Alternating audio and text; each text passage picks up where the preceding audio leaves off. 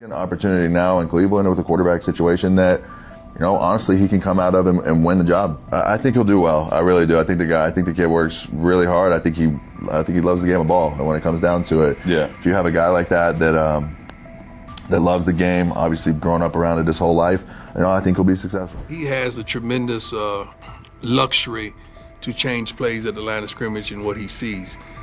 But you got to take into account that this kid has started every game in his high school career. This kid has started every game in his college career but one. He's seen a lot of football.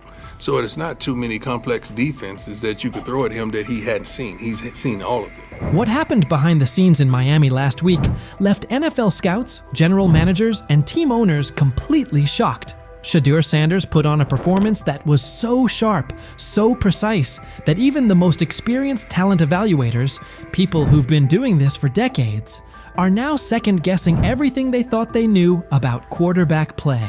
The buzz started quietly on Tuesday. By Friday, it was all anyone in football circles could talk about. And now it makes total sense why Deion Sanders has been so confident about his son's NFL future. What you're about to hear could seriously shift the way you see the 2025 NFL Draft. But before getting into the details of that private session, take a second to think about this. How many times have we seen quarterbacks hyped up only to fall apart under real pressure? How often do college stars shine in the NCAA but fold when they step into the NFL's high-stakes environment? The league's history is full of QBs who looked unstoppable in college but couldn't cut it at the next level. That's exactly why what Shedeur did last week is so unbelievable. This wasn't a flashy highlight reel against weak college defenses. It wasn't a carefully edited clip designed to go viral. This was a real, high-stakes NFL-style workout, with all the pressure you can imagine. Here's what we know. About 3 weeks ago, word started to get around that Shedeur had scheduled a private workout in Miami. But this wasn't just any workout. It took place at a top-tier training facility, the kind of place where legends like Tom Brady and Aaron Rodgers go during the offseason to sharpen their skills. It's a spot known for its privacy and intensity, far away from media noise. But here's where things got really serious. Shedeur didn't just bring in a few position coaches or local scouts.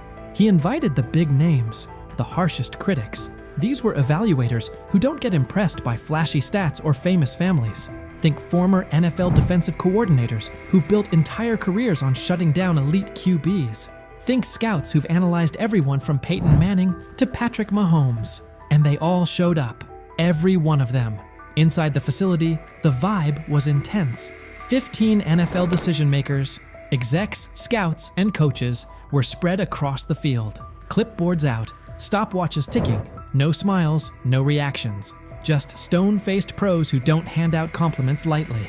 Then Shedeur walked onto the field. No hype, no background music, no cameras trying to catch a viral moment. Just him, carrying the weight of his family name and the hopes of Colorado fans everywhere. The place went silent. And what followed? That's when everything changed.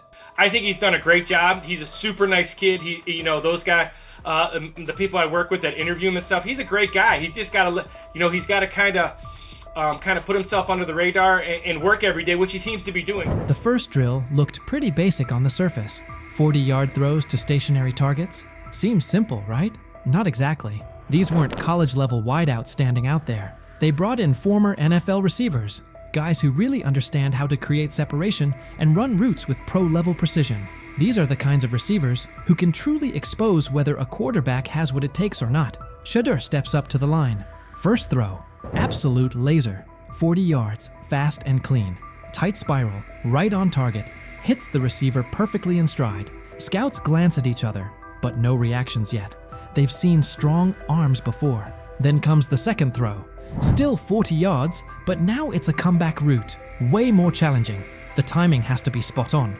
The throw needs to be out before the receiver even makes his cut. Shedeur doesn't just hit the pass. He reads it ahead of time, releasing the ball before the receiver even turns.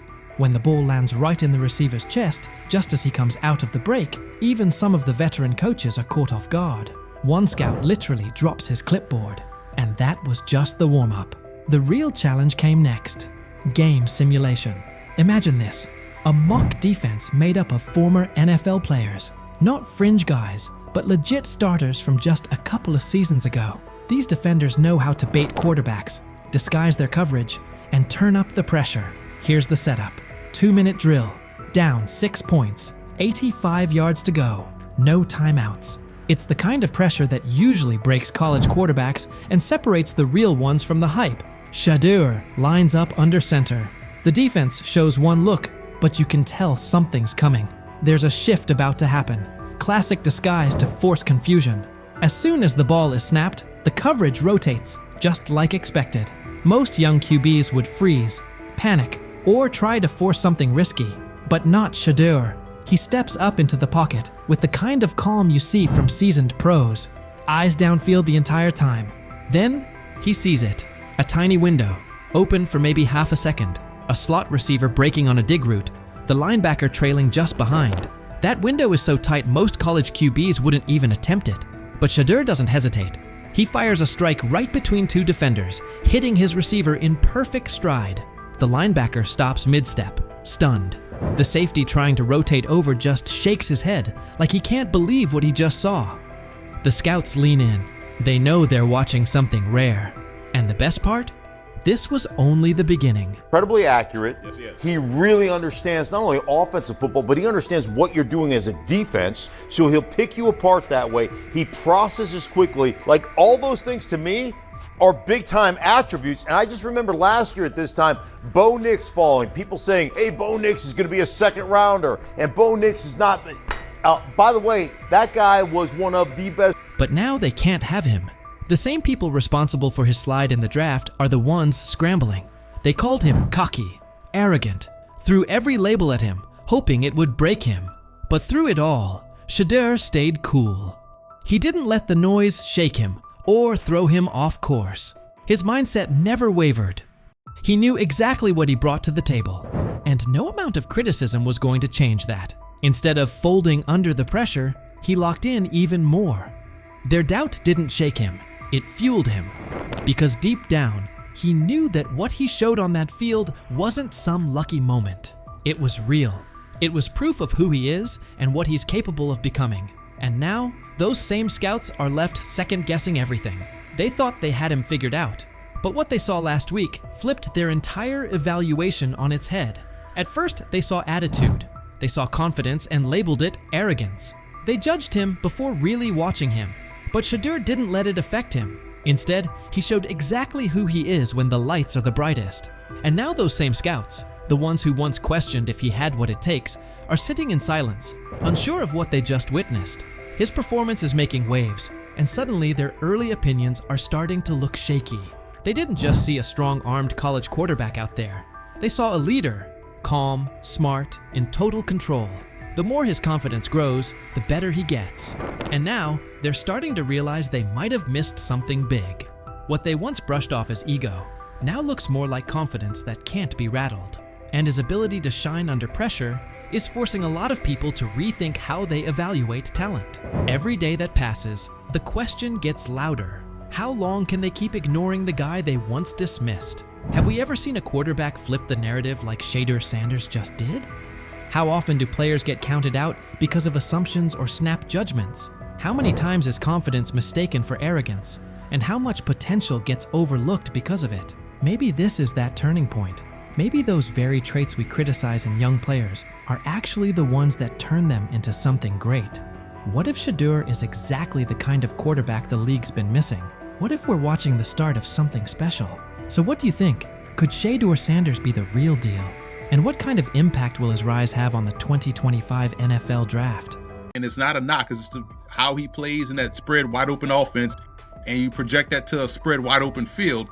Yes, the arm may not be as strong. I can't imagine there's many people that think Dylan Gabriel's a better quarterback than Shedeur Sanders. I don't care where they were drafted. And if the Browns are the one team that thinks that, then I'm going to suspect it's not true. I never root against anybody. Yeah. But I'd be surprised if Dylan Gabriel's ever a legitimate starting quarterback for the Cleveland Browns. I'd be surprised. I just don't think. Big news coming out of Cleveland. The competition for the starting quarterback spot is getting intense. Right now, it looks like Shedeur Sanders is pulling ahead in the race for QB1, while Dillon Gabriel is starting to raise concerns about whether he can hold onto the job. Gabriel was brought in for his size and physical presence, but things haven't been going his way. His arm strength and overall throwing performance during training camp have been underwhelming. In contrast, Sanders has been consistently outperforming him on the field. At this point, Shedeur Sanders seems to be on track to take over as Cleveland's starting quarterback. This shift could have big implications for the team moving forward. Initially, Gabriel was drafted before Sanders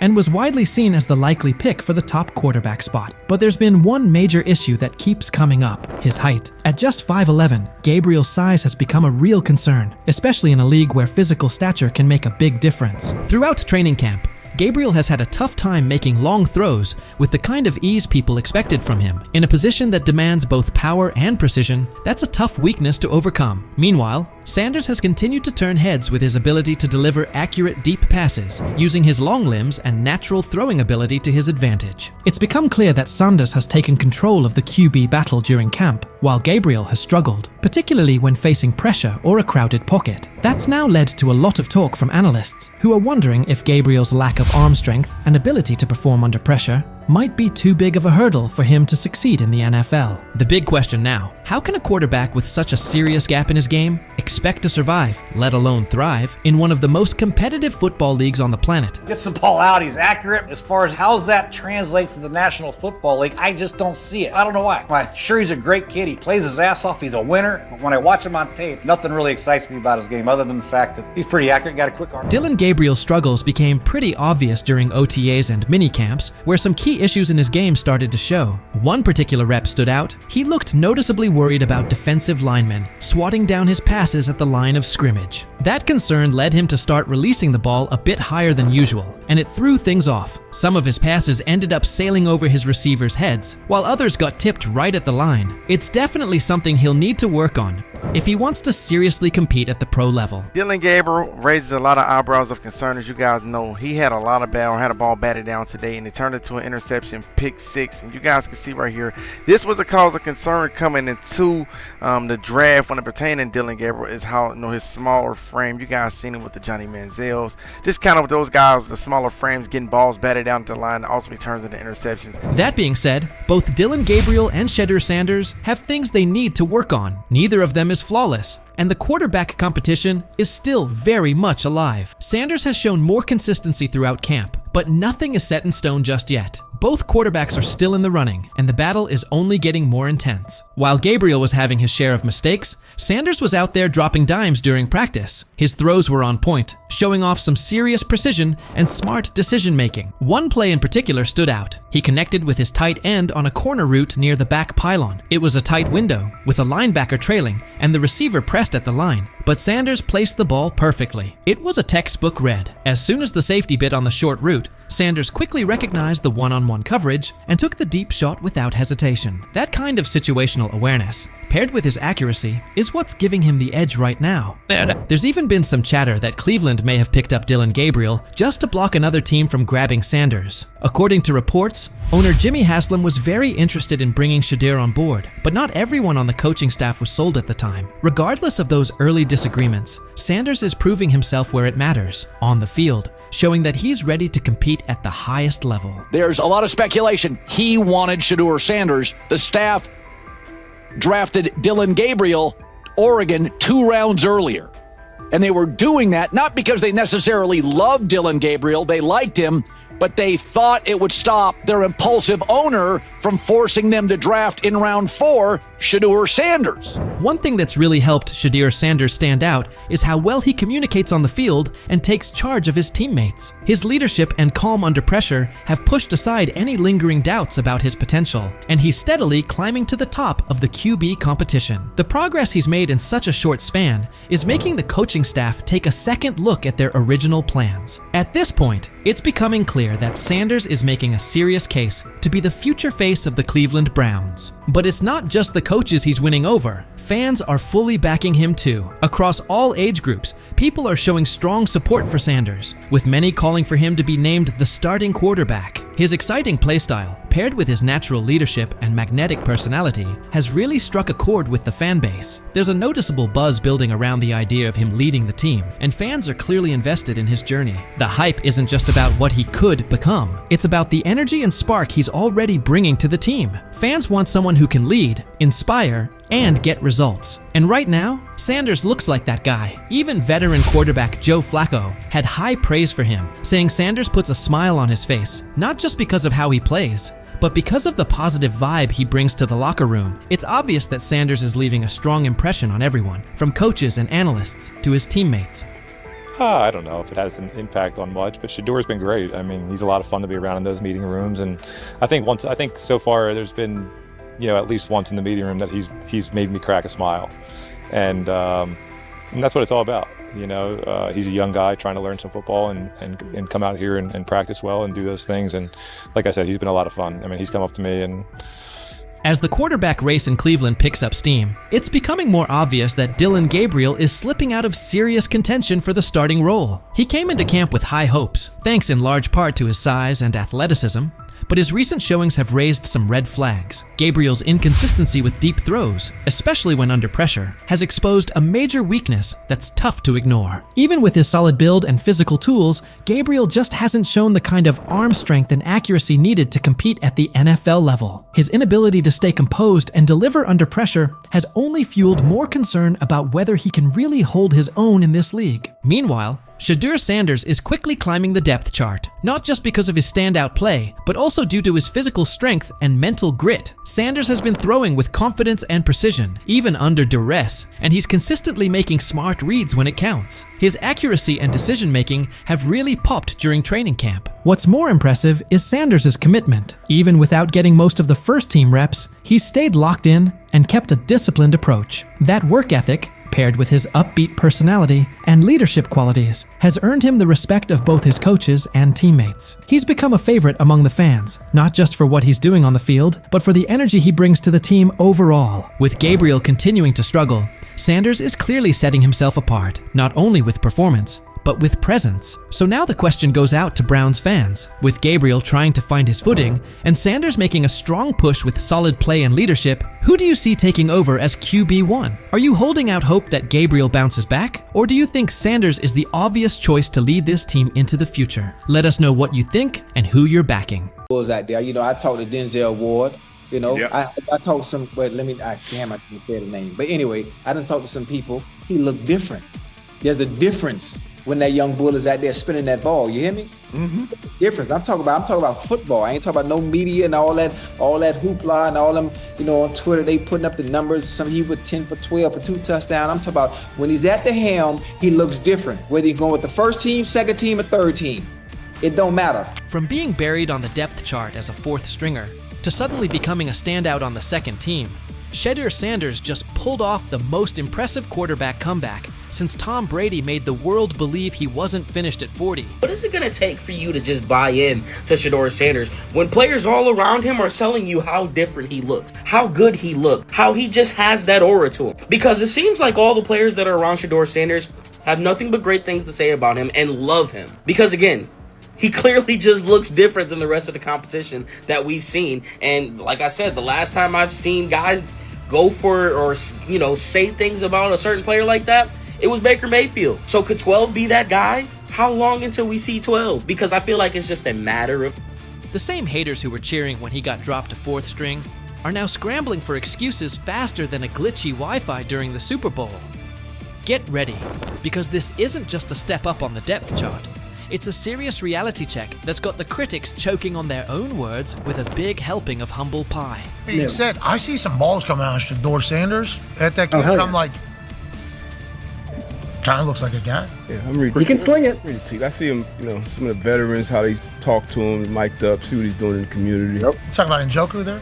Njoku, Mike Knapp. Yeah, once you see, different little interactions and things like that, I know he has the talent. We'll see. It'll be a competition that usually brings the best out of guys, especially young guys. So I'm interested to see how that quarterback situation. I've heard he's been outstanding.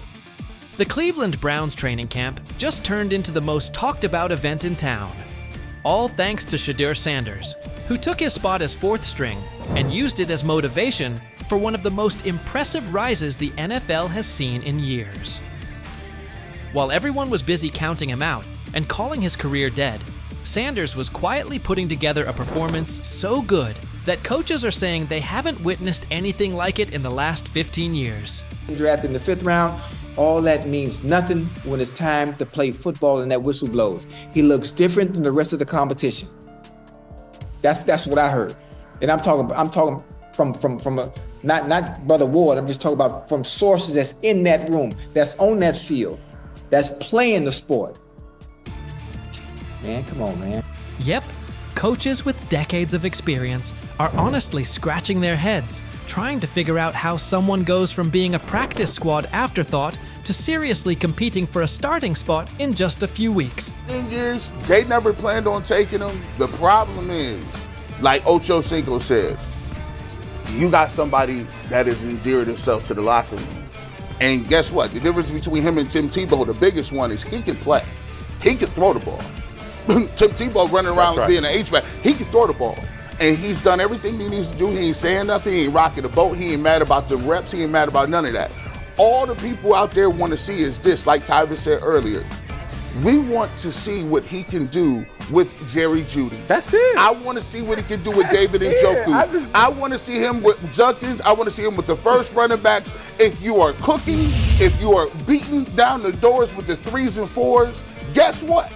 You deserve more. That was a bar. It rhymed. It was. Remember when Mary Kay Cabot dropped that bombshell report saying Shedeur Sanders was the 4th string quarterback?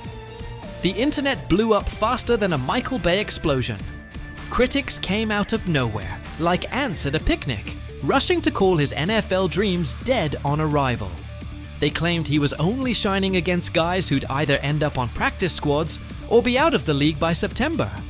They pointed out he wasn't getting reps in 11-on-11 drills and said he needed to earn his way up the depth chart. Dude, listen, the guy, all I can say is that he goes where the ball's supposed to go and it looks the way it's supposed to look.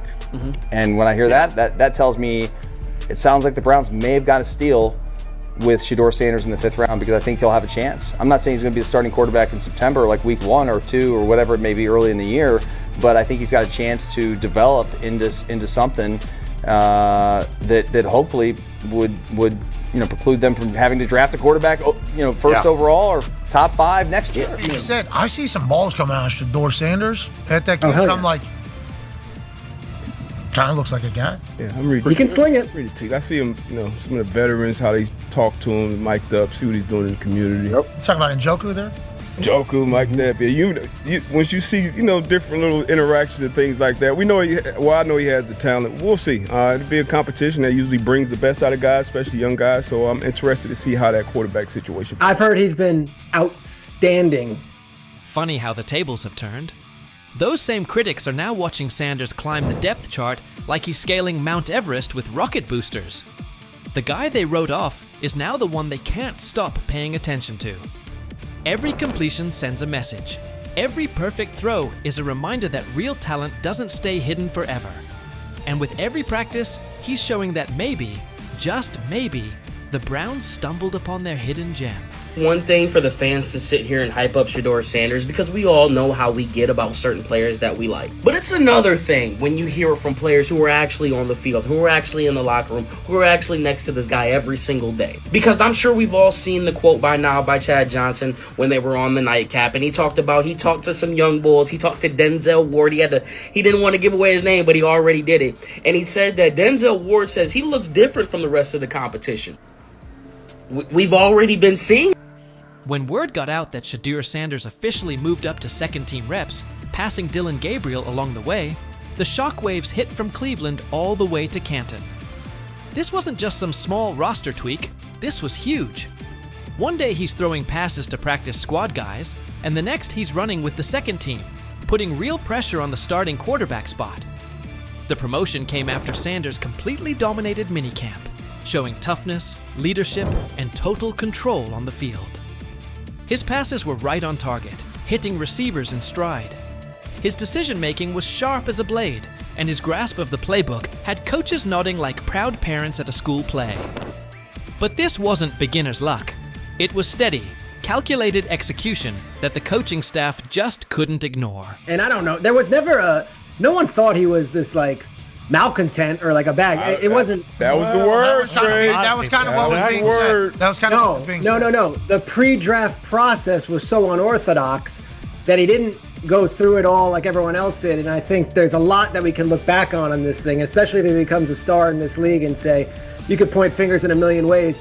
Not having a pure agent, not having the workouts that everyone else did, going to these teams, not necessarily being as willing to throw the ball when asked at these the All-Star games, like that kind of stuff I think might have stung him, it might have turned teams off. But I know when Stephen A. Smith starts singing your praises, that's when you know you've officially arrived. The ESPN personality, famous for his fiery takes and no-nonsense analysis, didn't just mention Sanders. He gave him the full Stephen A. treatment. He praised Sanders not only for his top-tier football skills, but also for the intangibles that separate the good from the great.